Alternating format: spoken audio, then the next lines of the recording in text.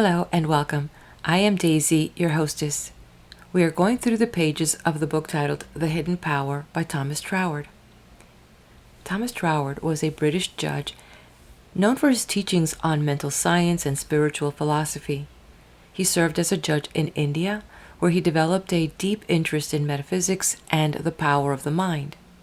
His work emphasized on the idea that individuals can shape their reality through conscious thought and understanding of spiritual laws. Now, if you are hanging out with me at this video, perhaps you've joined the many who are searching for truth. Or you're looking for a golden nugget that will take you to the next level of your human experience. In the previous video, Thomas Troward said that life itself is to be realized only by the conscious experience of its livingness in ourselves. So I took to pondering, and I kind of hung up on those two words, conscious experience. And I came to the idea that it can be described as having awareness and perception of our thoughts, our feelings, sensations, our surroundings at any given moment. And this is a very personal activity, which involves what's happening on the outside of us and what's happening on the inside of us. And this becomes the basis that forms our personal reality and helps us understand the world. So this, I imagine, is the livingness in ourselves. And as I reflect on my own life, it seems that some chapters of my life just happened. And I wonder, was I so caught up in the minutiae of paying the bills and putting food on the table that did I miss something? Did I miss something beautiful? I can't help but wonder about that. And I see the value of reflecting on one's day, at the end of the day, just to go back through one's life, and see if you can capture the livingness we've experienced that day, the life. To be the observer without judgment.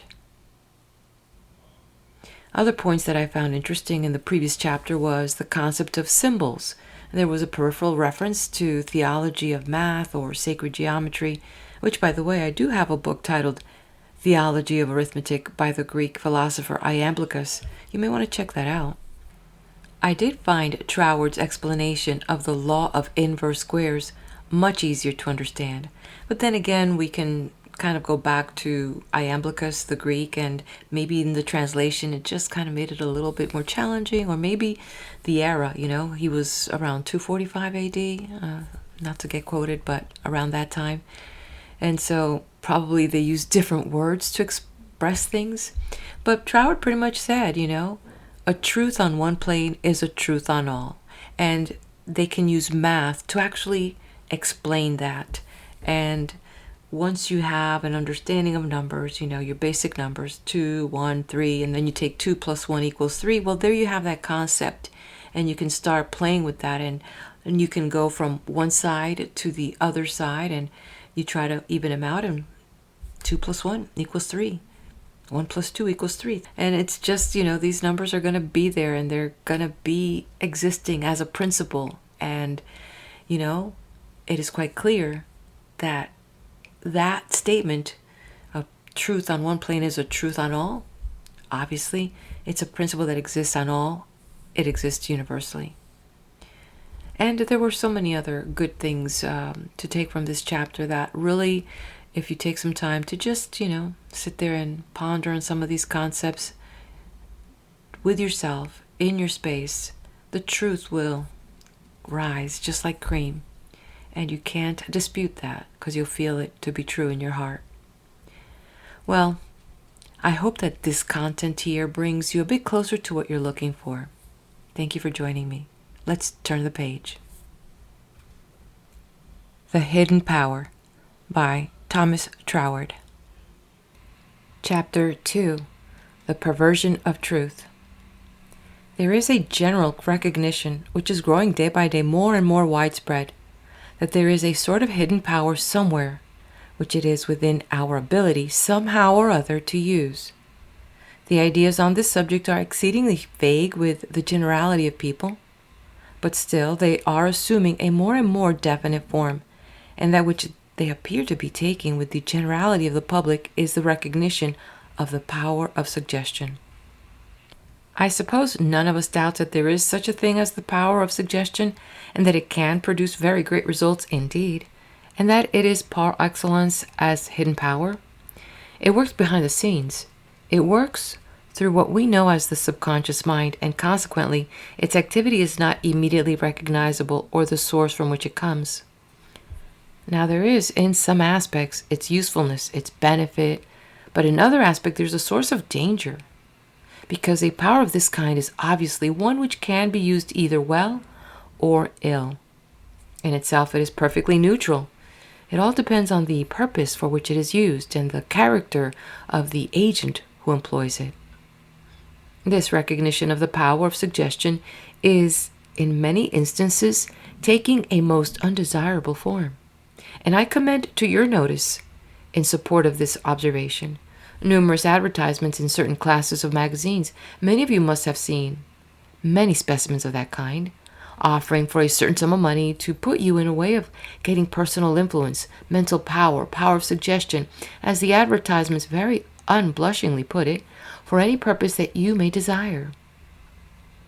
Some of them even go into further particulars, telling you the particular sort of purposes for which you can employ this, all of them certainly being such uses as no one should ever attempt to make of it. Therefore, this recognition of the power of suggestion, say even as a mere money-making power, to leave alone other misapplications of it, is a feature which is taking hold, so to say, of certain sections of the public who do not realize a higher platform in these things.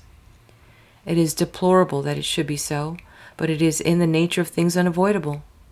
You have a power which can be used affirmatively and which can be used negatively, which can be used for higher purposes and can be used for lower purposes, and consequently you will find numbers of people who, as soon as they get hold of it, will at once think only of the lower purposes, not of the higher.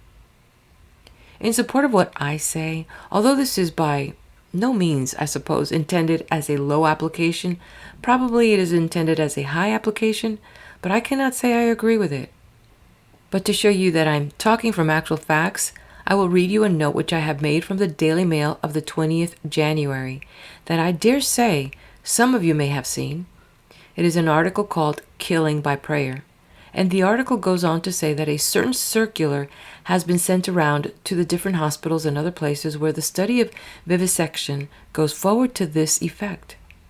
In this circular, signed with the letters MC, the writer says that he accidentally heard of a person who was in the habit of praying from time to time for the death of one of our leading vivisectors, and that always the man indicated died. That is what MC heard by chance during conversation at a hotel dinner.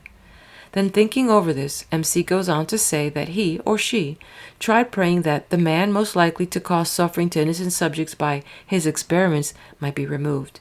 And the consequence was that about a fortnight later, one of our most distinguished medical scientists died. I do not know who the scientist in question was. I dare say some of you may be aware of the name.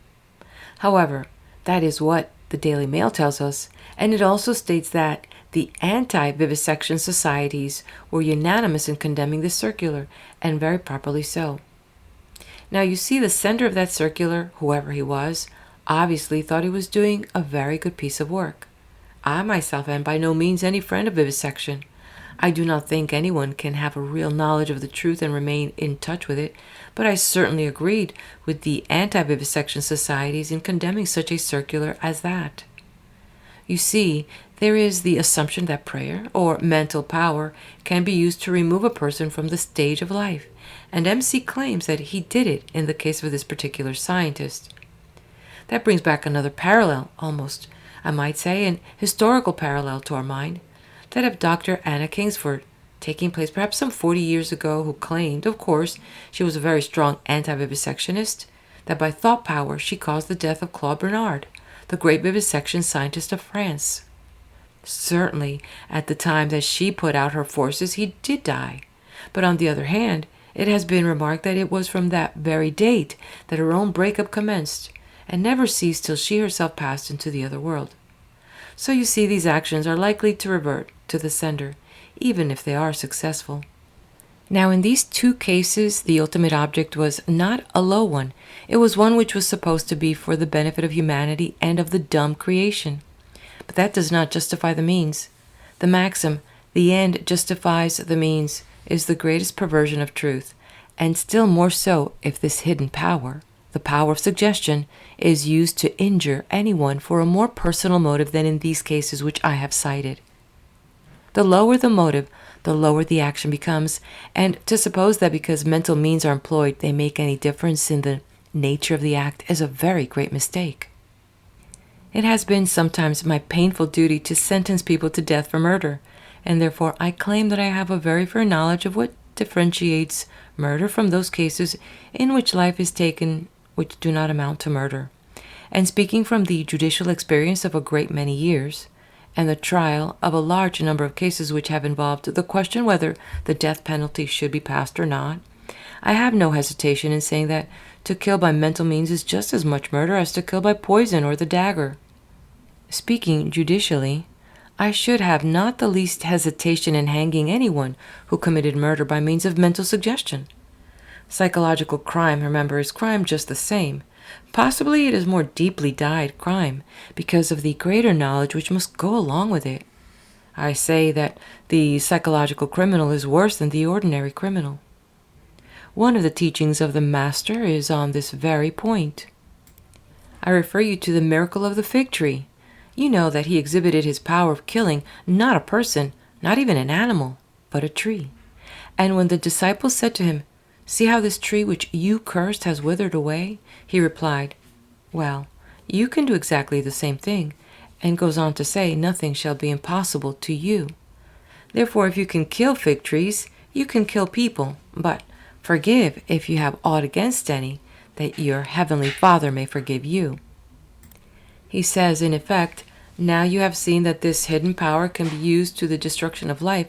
At your peril, use it otherwise than as a divine power. Use it with prayer to God and with forgiveness of all against whom you have any sort of grudge or ill feeling, and if its use is always prefaced in this way, according to the Master's directions, then nobody can use it to injure another either in mind, body, or estate. Perhaps some of you may be inclined to smile if I use the word sorcery, but at the present day, under one name or another, scientific or semi-scientific, it is nothing but the old world sorcery which is trying to find its way among us as the hidden power. Sorcery is the inverted use of spiritual power. That is the definition of it, and I speak upon authority. I refer you to the Bible, where you will find sorcery takes a prominent place among the list of those things which exclude from the heavenly Jerusalem. The heavenly Jerusalem not being a town or a city in this place or that place, but the perfected state of man. Therefore, use sorcery, and you cannot reach that heavenly state. It is on this account that we find in Revelations that wonderful description of two symbolical women. They represent two modes of the individual. Of course, they go further. They indicate national things, race, evolution, and so on. Why? Because all national movements, all race evolutions have their root in the development of the individual. A nation or a race is only a collection of individuals, and therefore, if a principle once spreads from one individual to another, it spreads to the nation. It spreads to the race. Therefore, these two symbolical women represent primarily two modes of soul, two modes of thought. You know perfectly well the description of the two women. One, the woman clothed with the sun, standing with the moon under her feet, and with a diadem of stars about her head. The other seated upon an earthly throne, holding a cup, and the cup is full of abominations. Those are the two women, and we know that one of them is called in the scripture Babylon, and we know which one that is. One of the marks of this woman, mind you, that means the class of individuality, is the mark of sorcery, the mark of the inverted use of the spiritual and mental powers. But what is the end of it? The end is that this Babylon becomes the habitation of devils, the hold, or as the original Greek has it, the prison of evil, an unclean spirit, the cage of every unclean bird. That is the development which takes place in each individual who sets out to misuse this mental power. The misuse may have a very small beginning.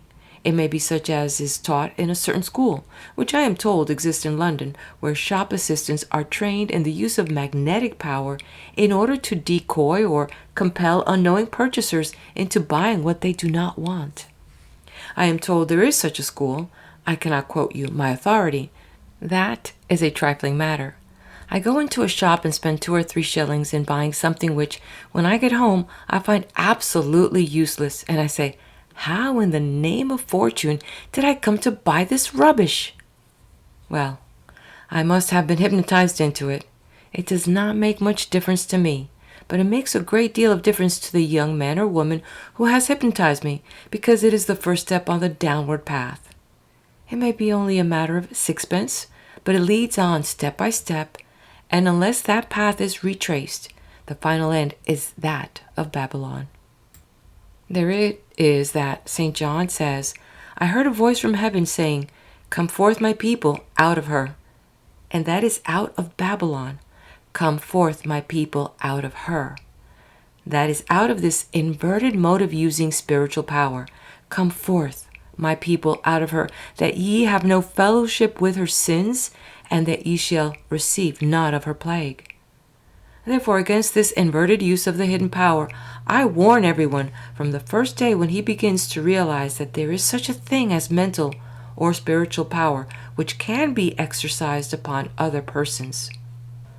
Are we then on this account to go continually in terror of suffering from malicious magnetism, fearing that some enemy here or some enemy there is turning on this hidden power against us? If so, we should go in trepidation continually. No, I do not think there is the least reason for us to go in fear in this way. To begin with, there are comparatively few who know the law of suggestion sufficiently well to use it either affirmatively or negatively, and of those who do know it sufficiently to make use of it, I am convinced that the majority would wish only to use it in all kindness and for the benefit of the person concerned. That I am confident is the attitude of 9/10, or I might perhaps say 99/100 of the students of this subject. They wish to do well, and look upon their use of mental power as an additional means of doing good. But after all, human nature is human nature, and there remains a small minority who are both able and willing to use this hidden power injuriously for their own purposes. Now, how are we to deal with this minority? The answer is simple. Just see them in their true light. See them for what they really are. That is to say, persons who are ignorant of the real spiritual power. They think they have it, and they have not. That is what it is. See them in their true light, and their power will fall away from them. The real and ultimate power is that of the affirmative. The negative is destructive. The affirmative is constructive. So this negative use of the hidden power is to be destroyed by the use of the affirmative, the constructive power. The affirmative destroys the negative always in one way, and that is not by attacking it, not by running at it like a bull in a china shop, but by building up life. It is always a building power. It is building life and more life, and when that life comes in, the negative of necessity goes out. The ultimate affirmative position is that of conscious union with the source of life. Realize this, and you need not trouble yourself about any action of the negative whatever. Seek conscious union with the ultimate, the first cause, that which is the starting point of all things, whether in the universe or in yourself as the individual. That starting point is always present. It is the same yesterday, today, and forever, and you are the world and the universe in miniature, and it is always there working in you if you will recognize it. Remember the reciprocity between yourself and this truly hidden power. The power of suggestion is a hidden power, but the power which creates all things is the hidden power, which is at the back of all things. Now realize that it is in yourselves, and you need trouble about the negative no longer. This is the Bible teaching regarding Christ, And that teaching is to bring about this conscious personal union with the divine all-creating spirit as a present living power to be used day by day. The Bible tells us there is such a thing as the mystery of iniquity. That is to say, the mystery of the spiritual power used invertedly, used from the diabolical standpoint. And when the Bible speaks of the mystery of iniquity, it means what it says. It tells us there are powers and principalities in the invisible world which are using precisely these same methods on an enormous scale. Because remember one thing, there is never any departure in any part of the universe from the universal rule of law. What is law upon earth is law in heaven, law in hell, law in the invisible, and law in the visible. That never alters. What is done by any spiritual power, whether it is a spiritual power of evil or of good, is done through the mental constitution which you have. No power alters the law of your own mind, but a power which knows the law of your mind can use it. Therefore, it is so essential that you should know the law of your own mind and realize its continual amenability to suggestion. That being so, the great thing is to get a standard for fundamental, unchangeable, and sufficient suggestion to which you can always turn and which is automatically impressed upon your subconscious mind so deeply that no counter-suggestion can ever take its place. And that is the mystery of Christ, the Son of God. That is why we are told of the mystery of Christ, the mystery of godliness in opposition to the mystery of iniquity. It is because both the mystery of the divine and the mystery of the diabolical are seeking to work through you, and they can only work through you by the law of your own mental constitution. That is to say, by the law of your subconscious mind acting and reacting upon your conscious mind and upon your body and so upon your circumstances. The mystery of Christ is no mere ecclesiastical fiction. People have distorted it and made it not clear by trying to explain what at that time and in those days was not properly known, by trying to explain what they did not know, because what is commonly not known regarding the laws of mind was unknown then. But now this light has come, we begin to see that the Bible teaching regarding Christ has a great and a deep meaning, and it is for these reasons St. Paul said to the Corinthians, "Little children, of whom I travail again in birth, until Christ be formed in you." That is why he speaks of Christ in you, the hope of glory. That is to say, the Christ conception, the realization of the Christ principle as exhibited in the Christ person, brings you in touch with the personal element in the universal spirit, the divine creative, first moving spirit of the universe. And then you see that realizing this as your fundamental fact, it is continually impressed upon your subconscious mind, even when you're not thinking of it, because that is the action of the subconscious mind to take in and reason and argue in its own deductive way upon things of which you are not at the moment consciously thinking. Therefore, it is that the realization of that great promise of redemption, which is the backbone of the Bible from the first chapter of Genesis to the last chapter of Revelations, is according to a scientific law. It is not a hocus-pocus business. It is not a thing which has been arranged this way and might just as well have been arranged in some other. It is not so because some arbitrary authority has commanded it, and the authority might just as well have commanded it some other way.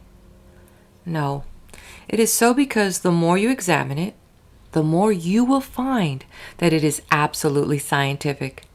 It is based upon the natural constitution of the human mind, and it is therefore that Christ, as set forth in the Bible, whether in the Old Testament symbology or in the New Testament personality, is the fulfilling of the law, in the sense of specializing in the highest degree that which is common to all humanity.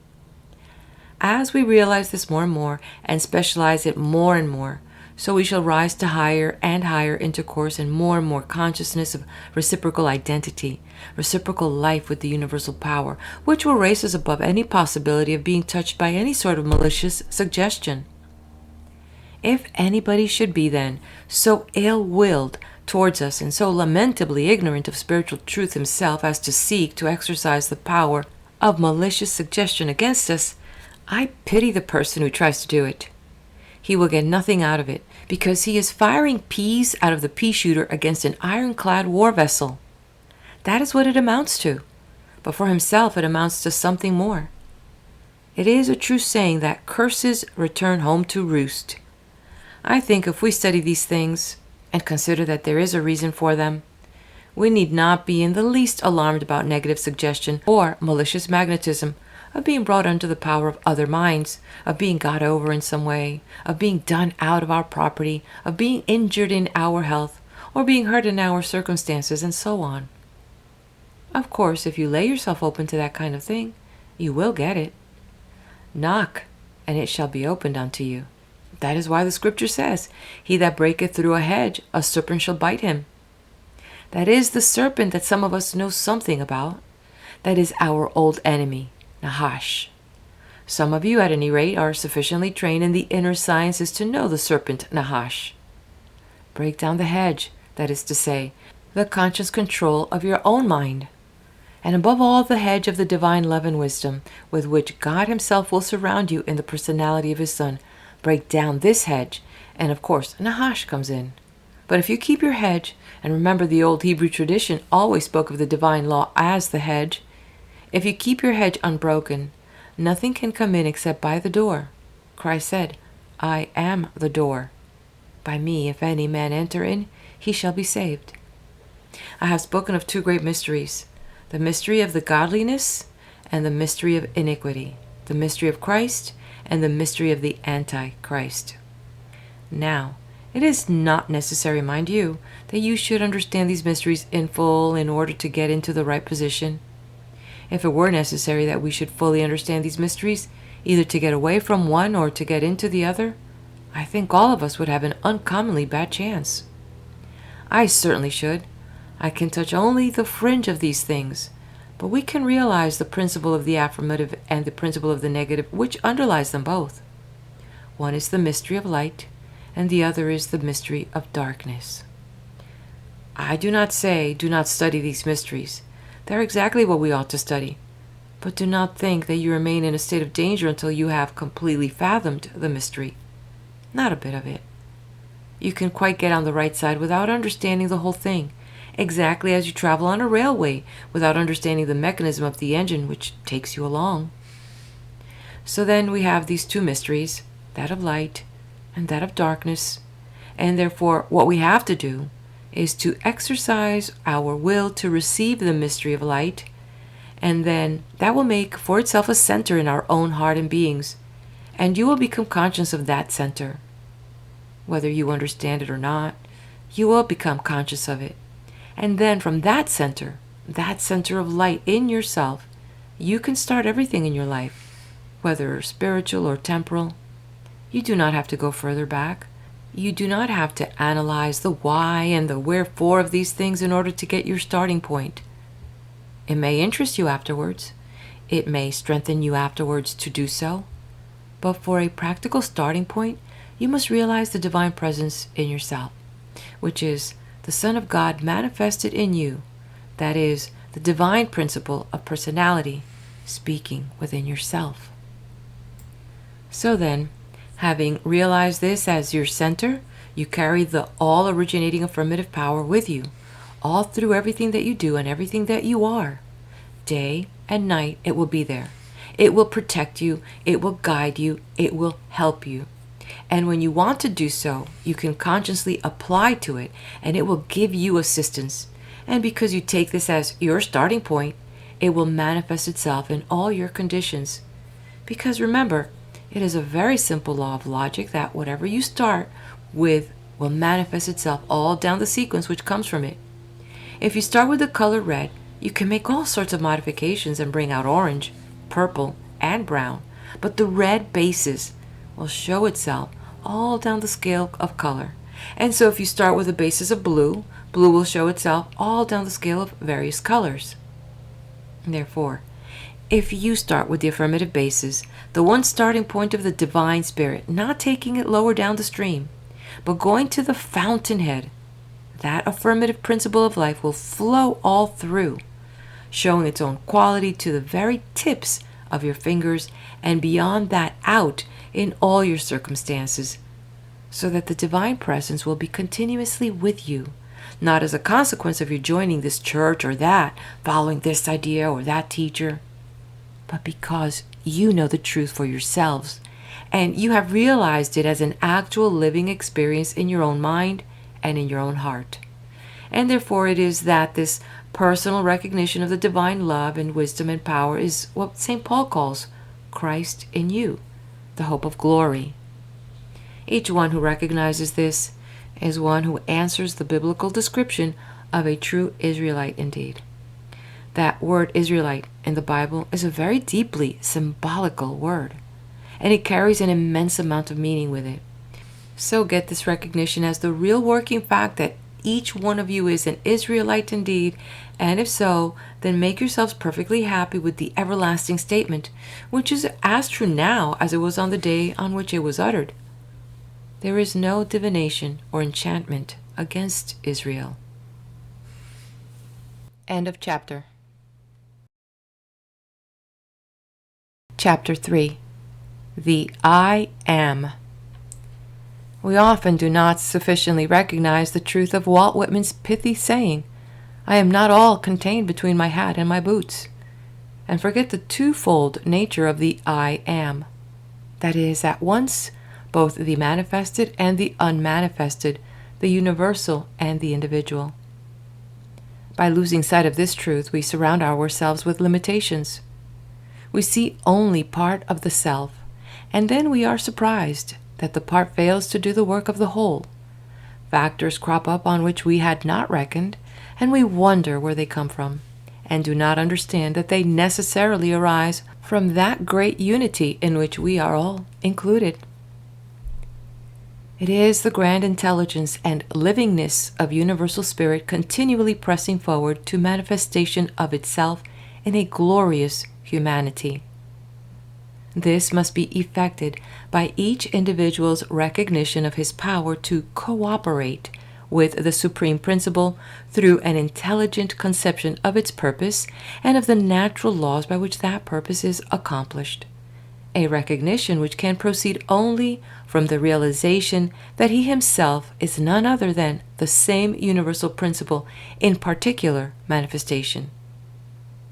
When he sees this, he sees that Walt Whitman's saying is true, and that his source of intelligence, power, and purpose is in that universal self, which is in his as well as another's just because it is universal, and which is therefore as completely and entirely identified with himself as though there were no other expression of it in the world. The understanding which alone gives value to knowledge is the understanding that, when we employ the formula, I am, therefore I can, therefore I will, the I am with which the series starts is a being who, so to speak, has his head in heaven and his feet upon the earth, a perfect unity, and with a range of ideas far transcending the little ideas which are limited by requirements of a day or an hour.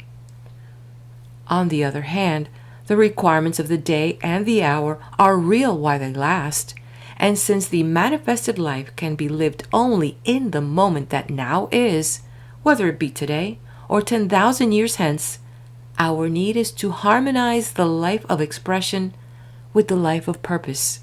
And by realizing in ourselves the source of the highest purposes to realize also the life of the fullest expression. This is the meaning of prayer.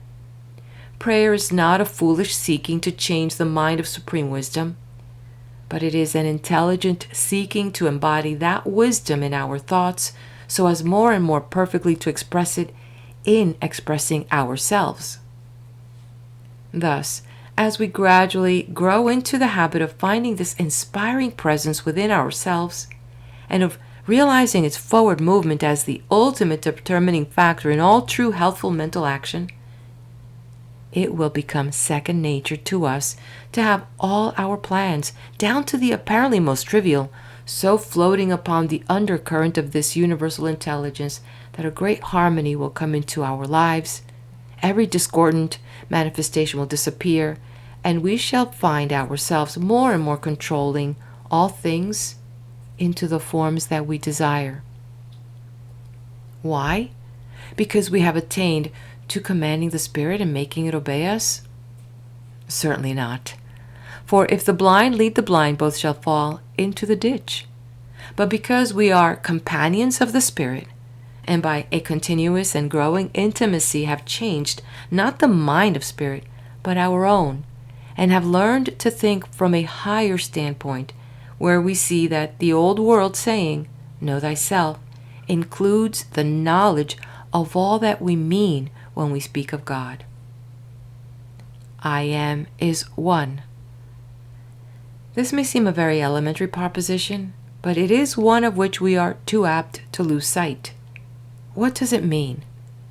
It means everything, but we are most concerned with what it means in regard to ourselves, and to each of us personally, it means this. It means that there are not two spirits, one which is myself and one which is another. It means that there is not some great unknown power external to myself which may be actuated by perfectly different motives to my own, and which will, therefore, oppose me with its irresistible force and pass over me, leaving me crushed and broken like the devotee over whom the car of Jagannath has rolled. It means that there is only one mind, one motive, one power, not two opposing each other, and that my conscious mind in all its movements is only the one mind expressing itself as not merely through my own particular individuality. There are not two I ams, but one I am. Whatever, therefore, I can conceive the great universal life principle to be, that I am. Let us truly fully to realize what this means. Can you conceive the great originating and sustaining life principle of the whole universe as poor, weak, sordid, miserable, jealous, angry, anxious, uncertain, or in any other way limited? We know that this is impossible. Then because the I am is one, it is equally untrue of ourselves. Learn first to distinguish the true self that you are from the mental and physical processes which it throws forth as the instruments of its expression, and then learn that this self controls these instruments and not vice versa. As we advance in this knowledge, we know ourselves to be unlimited, and that in the miniature world, whose center we ourselves are the very same overflowing of joyous livingness that the great life spirit is in the great all. The I am is one. End of chapter. Chapter 4. Affirmative Power. Thoroughly to realize the true nature of affirmative power is to possess the key to the great secret. We feel its presence in all the innumerable forms of life by which we are surrounded, and we feel it as the life in ourselves. And at last, some day the truth bursts upon us like a revelation that we can wield this power, this life, by the process of thought. And as soon as we see this, the importance of regulating our thinking begins to dawn upon us. We ask ourselves what this thought process is, and we then find that it is thinking affirmative force into forms which are the product of our own thought. We mentally conceive the form, and then we think life into it. This must always be the nature of the creative process on whatever scale, whether on the grand scale of the universal cosmic mind or on the miniature scale of the individual mind. The difference is only in degree and not in kind.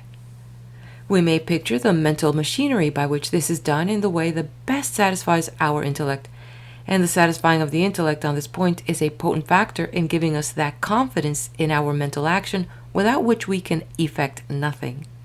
But the actual externalization is the result of something more powerful than a merely intellectual apprehension. It is the result of that inner mental state which, for want of a better word, we may call our emotional conception of ourselves.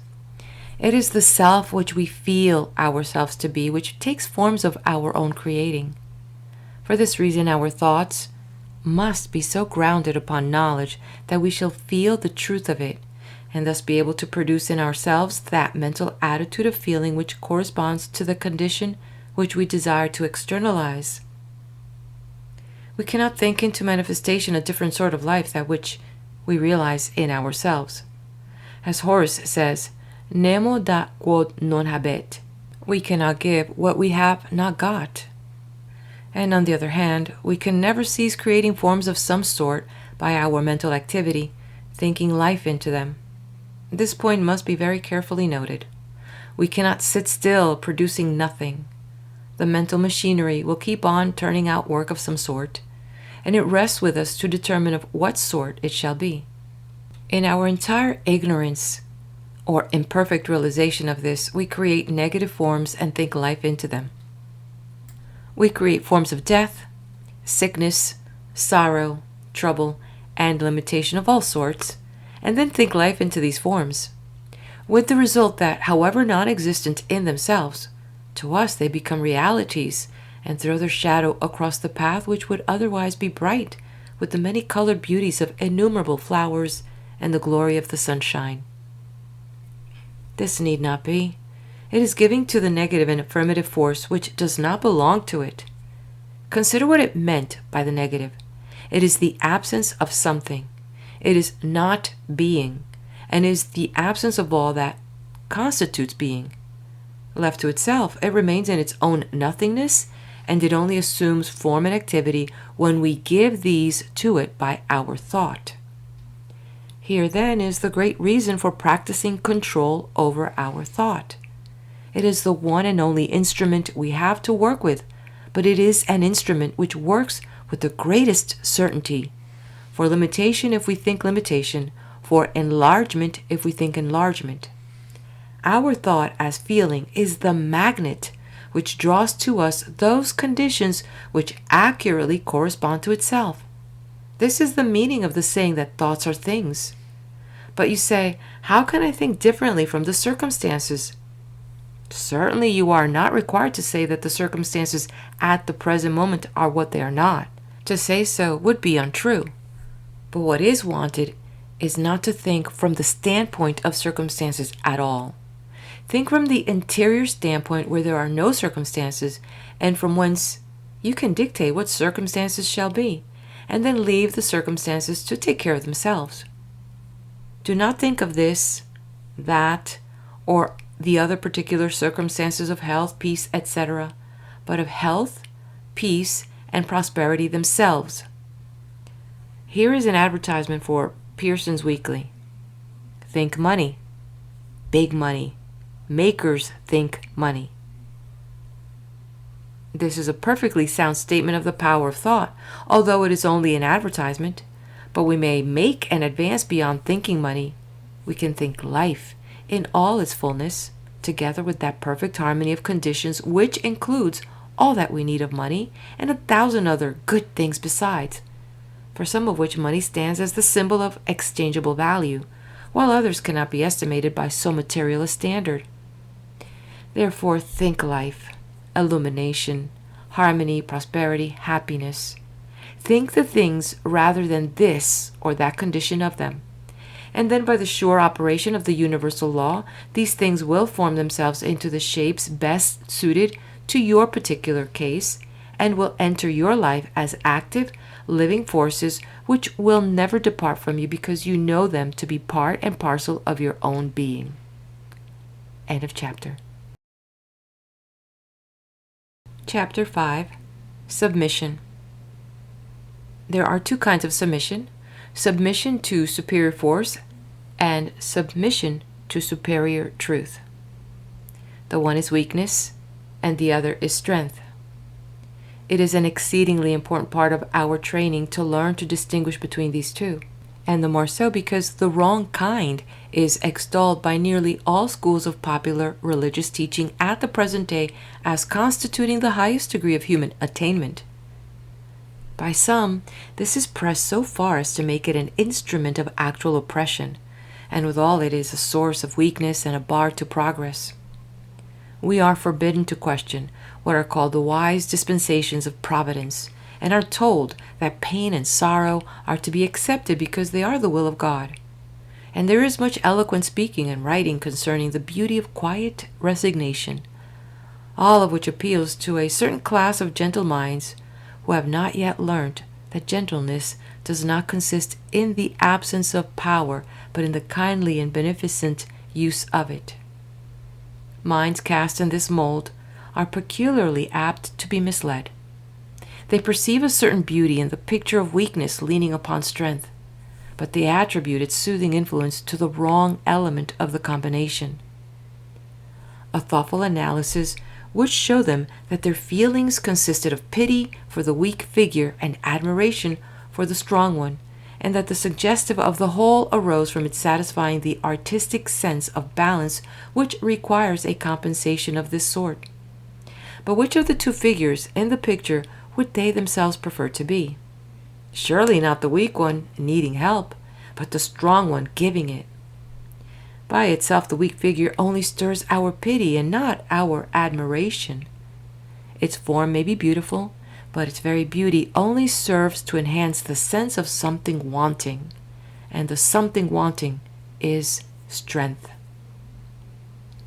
The attraction which the doctrine of passive resignation possesses for certain minds is based upon the appeal to sentiment, which is accepted without any suspicion that the sentiment appealed is a false one.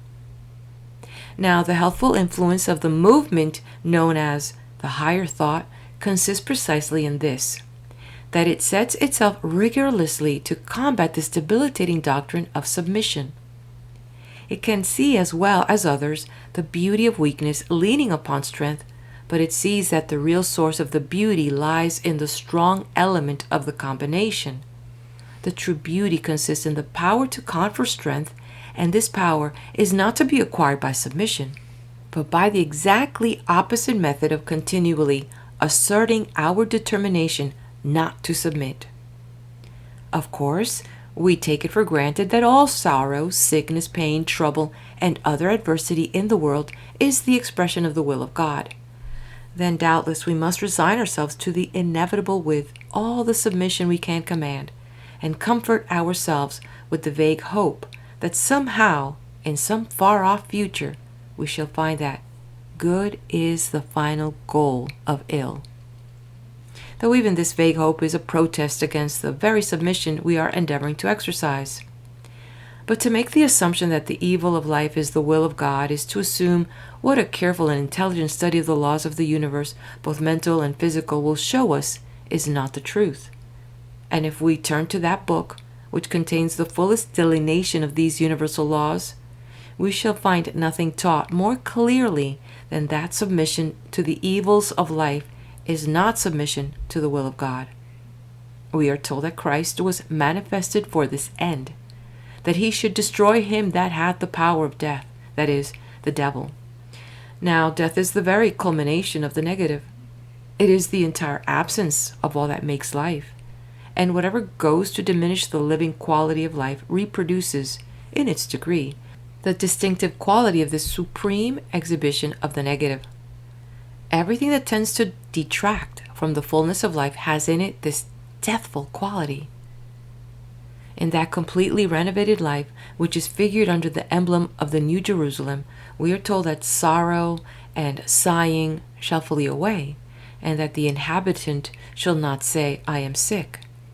Nothing that obscures life or restricts it can produce from the same source as the power which gives light to them that sit in darkness, and deliverance to them that are bound. Negation can never be affirmation, and the error we have always to guard against is that of attributing positive power to the negative. If we once grasp the truth that God is life, and that life in every mode of expression can never be anything else than affirmative, then it must become clear to us that nothing which is of the opposite tendency can be according to the will of God. For God the good, to will any of the evil that is in the world would be for life to act with the purpose of diminishing itself, which is in a contradiction in terms to the very idea of life. God is life, and life is, by its very nature, affirmative. The submission we have hitherto made has been to our own weakness, ignorance, and fear, and not to the supreme good. But is no such thing as submission, then, required of us under any circumstance? Are we always to have our own way in everything? Assuredly, the whole secret of our progress to liberty is involved in acquiring the habit of submission, but it is submission to superior truth and not to superior force. It sometimes happens that when we attain a higher truth, we find that its reception requires us to rearrange the truths which we possessed before. Not indeed to lay any of them aside, for truth once recognized cannot be again put out of sight, but to recognize a different relative proportion between them from that which we had seen previously. Then there comes a submitting of what has hitherto been our highest truth to one which we recognize as still higher, a process not always easy of attainment, but which must be gone through if our spiritual development is not to be arrested. The lesser degree of life must be swallowed up in the greater, and for this purpose it is necessary for us to learn that the smaller degree was only a partial and limited aspect of that which is more universal, stronger, and of a larger build every way. Now, in going through the process of spiritual growth, there is ample scope for that training in self-knowledge and self-control which is commonly understood by the word submission. But the character of the act is materially altered. It is no longer a half-despairing resignation to a superior force external to ourselves, which we can only vaguely hope is acting kindly and wisely, but it is an intelligent recognition of the true nature of our own interior forces and of the laws by which a robust spiritual constitution is to be developed. And the submission is no longer to limitations which drain life of its livingness and against which we instinctively rebel, but to the law of our own evolution which manifests itself in continually increasing degrees of life and strength. The submission which we recognize is the price that has to be paid for increase in any direction. Even in the money market, we must invest before we can realize profits. It is a universal rule that nature obeys us exactly in proportion as we first obey nature, and this is true in regard to spiritual science as to physical. The only question is whether we will yield an ignorant submission to the principle of death, or a joyous and intelligent obedience to the principle of life. If we have clearly grasped the fact of our identity with Universal Spirit, we shall find that in the right direction there is really no such thing as submission. Submission is to the power of another. A man cannot be said to submit to himself. When the I am in us recognizes a greater degree of I amness, if I may coin the word, than it has hitherto attained, then, by the very force of this recognition, it becomes what it sees, and therefore naturally puts off from itself whatever would limit its expression of its own completeness. But this is a natural process of growth, and not an unnatural act of submission. It is not the pouring out of ourselves in weakness, but the gathering of ourselves together in increasing strength. There is no weakness in spirit. It is all strength, and we must therefore always be watchful against the insidious approaches of the negative which would invert the true position. The negative always points to some external source of strength. Its formula is, I am not. It always seeks to fix a gulf between us and the infinite sufficiency. It would always have us believe that that sufficiency is not our own, but that by an act of uncertain favor, we may have occasional spoonfuls of it doled out to us. Christ's teaching is different. We do not need to come with our pitcher to the well to draw water, like the woman of Samaria, but we have in ourselves an inexhaustible supply of the living water springing up into everlasting life. Let us then inscribe no surrender in bold characters upon our banner and advance undaunted to claim our rightful heritage of liberty and life. End of chapter. Chapter 6. Completeness. A point on which students of mental science often fail to lay sufficient stress is the completeness of man. Not a completeness to be attained hereafter, but here, and now. We have been so accustomed to have the imperfection of man drummed into us in books, sermons, and hymns, and above all in a mistaken interpretation of the Bible, that at first the idea of his completeness altogether staggers us. Yet until we see this, we must remain shut out from the highest and best that mental science has to offer, from a thorough understanding of its philosophy, and from its greatest practical achievements. To do any work successfully, you must believe yourself to be a whole man in respect of it. The completed work is the outward image of a corresponding completeness in yourself. And if this is true in respect of one work, it is true of all. The difference in the importance of the work does not matter. We cannot successfully attempt any work until, for some reason or other, we believe ourselves able to accomplish it. In other words, until we believe that none of the conditions of its completion is wanting in us, and that we are therefore complete in respect of it. Our recognition of our completeness is thus the measure of what we are able to do, and hence the great importance of knowing the fact of our own completeness. But it may be asked, do we not see imperfection all around? Is there not sorrow, sickness, and trouble? Yes, but why? Just for the very reason that we do not realize our completeness. If we realized that in its fullness, these things would not be. And in the degree in which we come to realize it, we shall find them steadily diminish. Now, if we really grasp the two fundamental truths that spirit is life, pure and simple, and that external things are the result of interior forces, then it ought not to be difficult to see why we should be complete.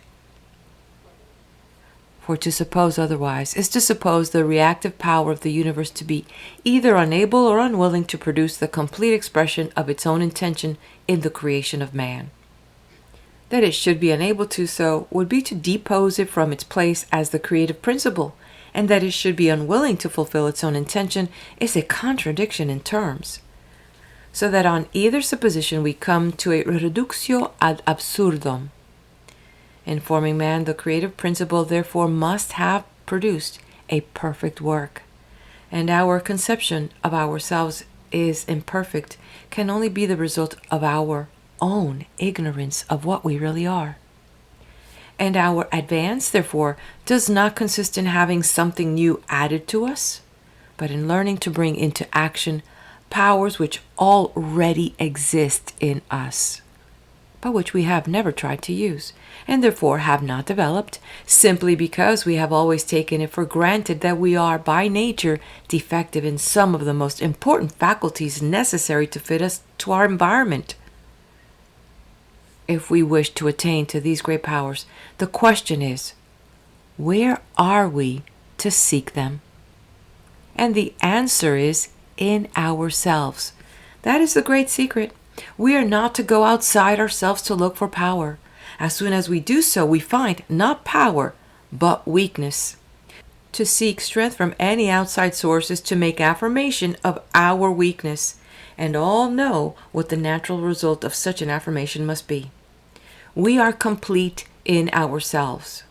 And the reason why we fail to realize this is that we do not understand how far the self of ourselves extend.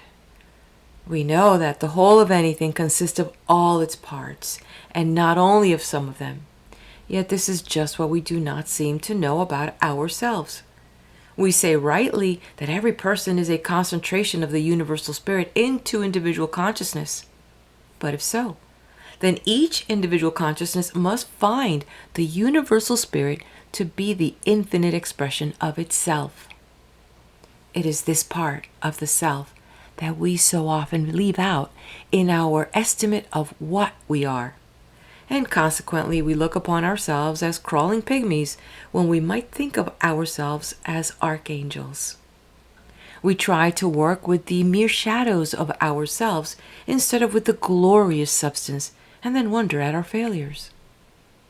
If we only understood that our better half is the whole infinite of spirit, that which creates and sustains the universe, then we should know how complete our completeness is.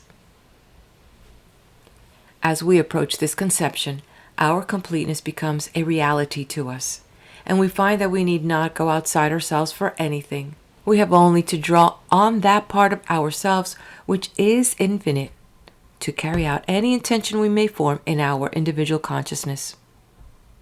For there is no barrier between the two parts, otherwise they would not be a whole. Each belongs perfectly to the other, and the two are one. There is no antagonism between them, for the infinite life can have no interest against its individualization of itself. If there is any feeling of tension, it proceeds from our not fully realizing this conception of our own wholeness. We are placing a barrier somewhere, when in truth there is none, and the tension will continue until we find out where and how we are setting up this barrier and remove it. This feeling of tension is the feeling that we are not using our whole being. We are trying to make half do the work of the whole, but we cannot rid ourselves of our wholeness, and therefore the whole protests against our attempts to set one half against the other. But when we realize that our concentration out of the infinite also implies our expansion into it, we shall see that our whole self includes both the concentration and the expansion. And seeing this first intellectually, we shall gradually learn to use our knowledge practically and bring our whole man to bear upon whatever we take in hand. We shall find that there is in us a constant action and reaction between the infinite and the individual, like the circulation of the blood from the heart to the extremities and back again. A constant pulsation of vital energy, quite natural and free from all strain and exertion. This is the great secret of the livingness of life, and it is called by many names and set forth under many symbols in various religions and philosophies, each of which has its value in proportion as it brings us nearer the realization of this perfect wholeness. But the thing itself is life, and therefore can only be suggested, but not described, by any words or symbols. It is a matter of personal experience which no one can convey to another. All we can do is to point out the direction in which this experience is to be sought, and to tell others the intellectual arguments which have helped us to find it. But the experience itself is the operation of definite vital functions of the inner being, and no one but ourselves can do our living for us.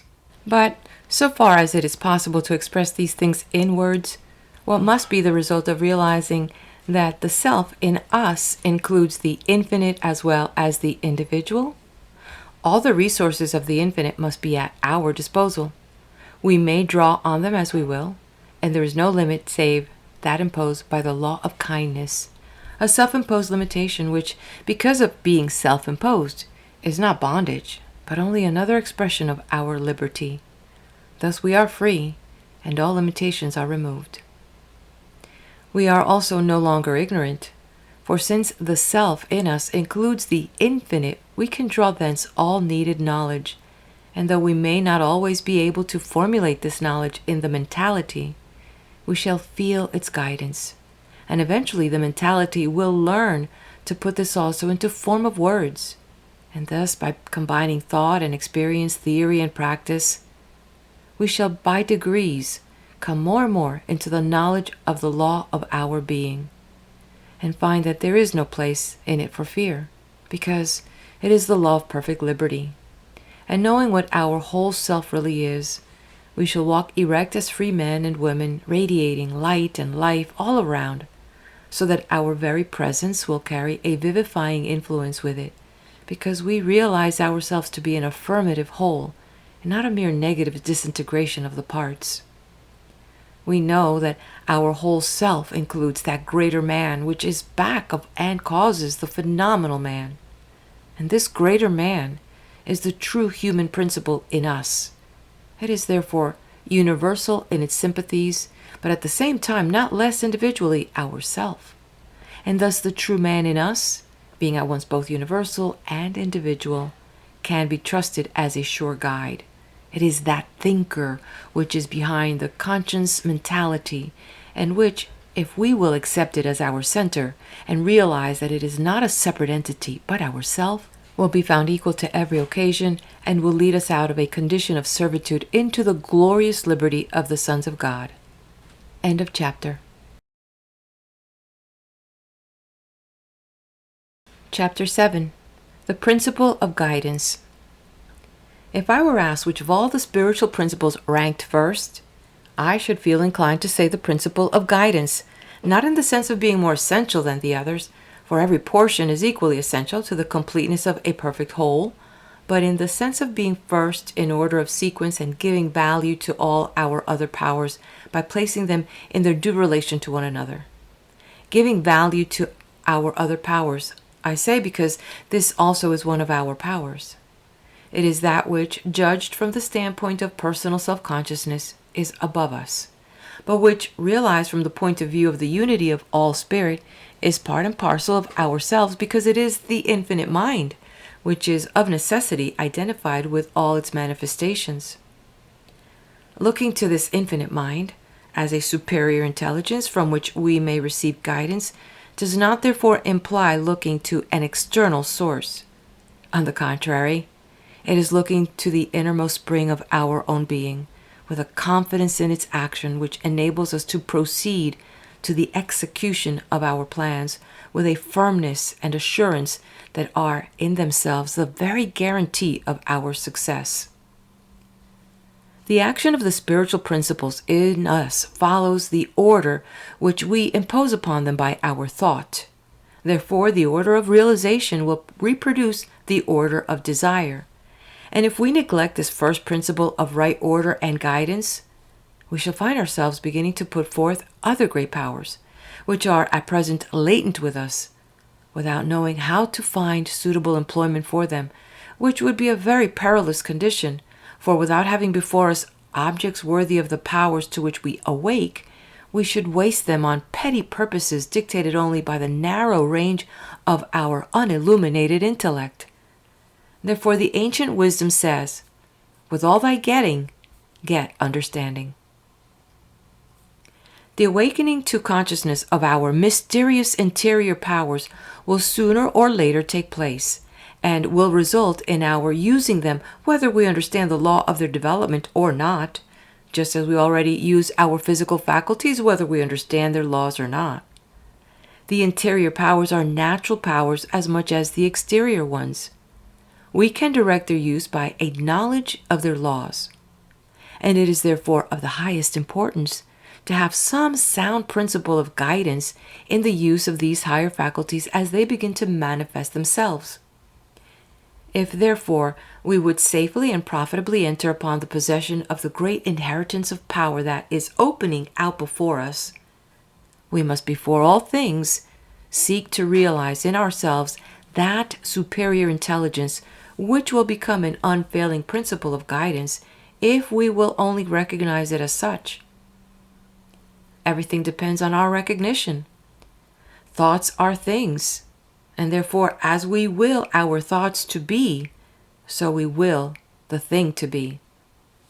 If then we will to use the infinite spirit as a spirit of guidance, we shall find that the fact is as we have willed it, and in doing this, we are still making use of our own supreme principle.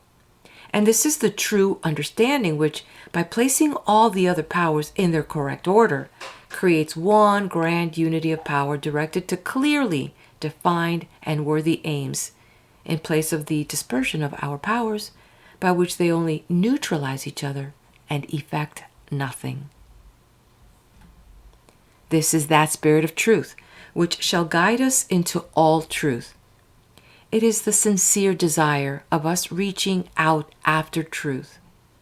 Truth first and power afterwards is the reasonable order, which we cannot invert without injury to ourselves and others. But if we follow this order, we shall always find scope for our powers in developing into present realities the continually growing glory of our vision of the ideal.